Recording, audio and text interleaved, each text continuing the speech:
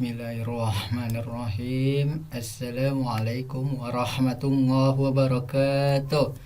Bagaimana kabarnya anak-anak Ustadz pada hari ini? Mudah-mudahan anak-anak Ustadz selalu sehat dan selalu diberi kekuatan dalam menjalankan aktivitas sehari-hari. Amin, amin ya rabbal alamin.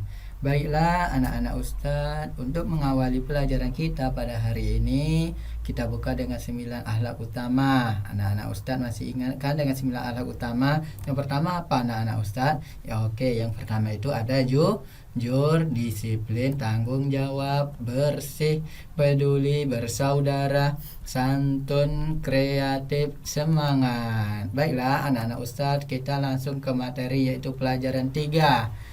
Siap menjadi anak soleh. Nabi Muhammad diutus ke dunia untuk menyempurnakan akhlak, yaitu membimbing manusia agar memiliki akhlak mulia. Rasulullah SAW adalah teladan bagi umat Islam. Semua perkataan dan perbuatannya sangatlah terpuji.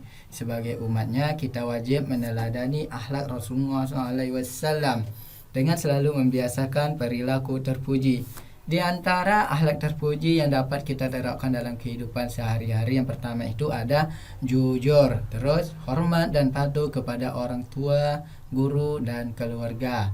Itulah salah satu di antara akhlak mulia yang harus dimiliki oleh anak soleh. Baiklah, isi materi kita yang pertama itu bersikap jujur. Yang kedua itu hormat dan patuh kepada orang tua, guru, dan anggota keluarga. Yang ketiga yaitu indahnya saling menghargai. Baiklah anak-anak Ustadz, lanjut ke poin yang pertama yaitu bersikap jujur. Kejujuran adalah salah satu yang sangat mahal harganya. Orang yang jujur adalah orang yang memiliki harga diri yang tinggi.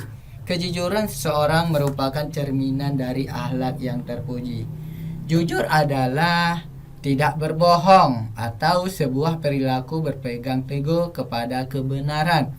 Orang yang jujur ucapan dan perbuatannya selalu benar.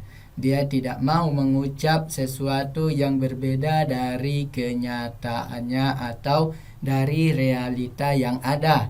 Dia juga tidak suka berbohong karena kebohongan merupakan salah satu sifat tercela.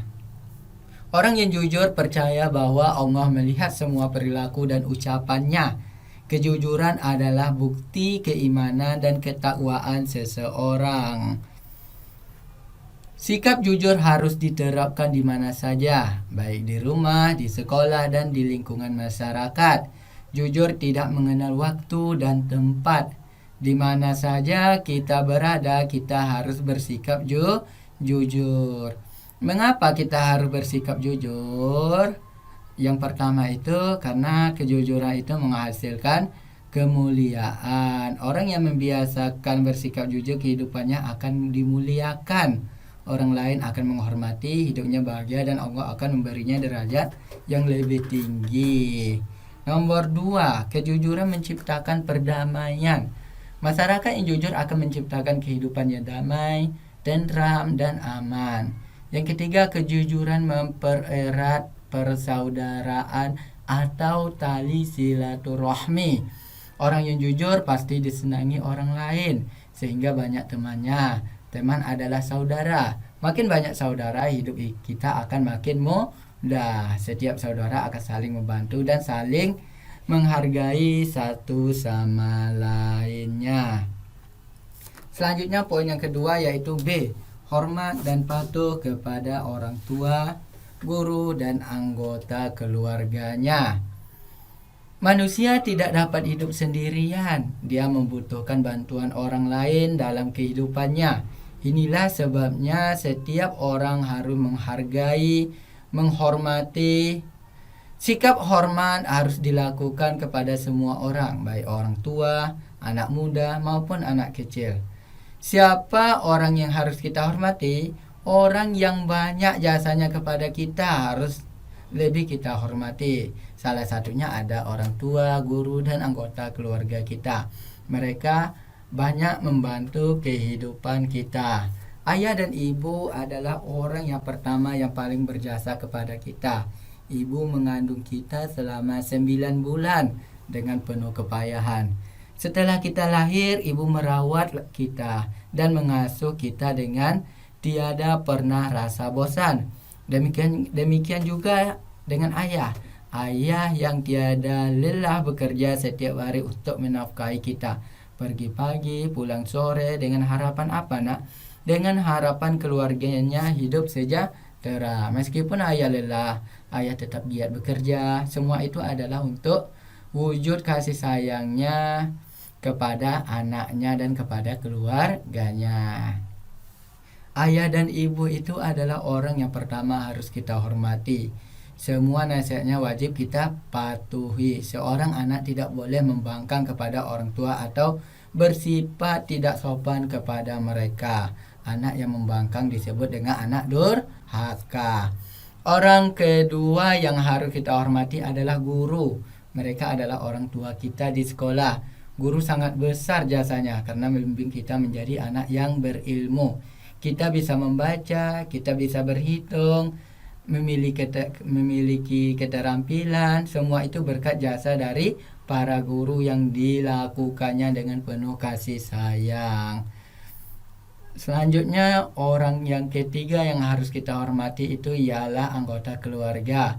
Mereka adalah orang yang tinggal bersama kita, baik adik, baik kakak, baik pembantu, baik kakek ataupun nenek kita yang tinggal serumah dengan kita, termasuk anggota keluarga kita. Kita harus hormat dan patuh kepada mereka. Kenapa? Anggota keluarga kita adalah orang yang setiap hari kita temui. Kita selalu membutuhkan mereka, baik ketika sehat maupun sakit. Sebagai sesama anggota keluarga harus menjaga kerukunan dan kasih sayang. Kita harus hormat kepada kakak karena dia lebih tua dari kita. Jadi kita harus hormat dan patuh. Dengarkanlah nasihatnya dan jangan pernah melawan atau berani kepadanya. Mintalah bimbingannya ketika kamu belajar atau mengerjakan PR.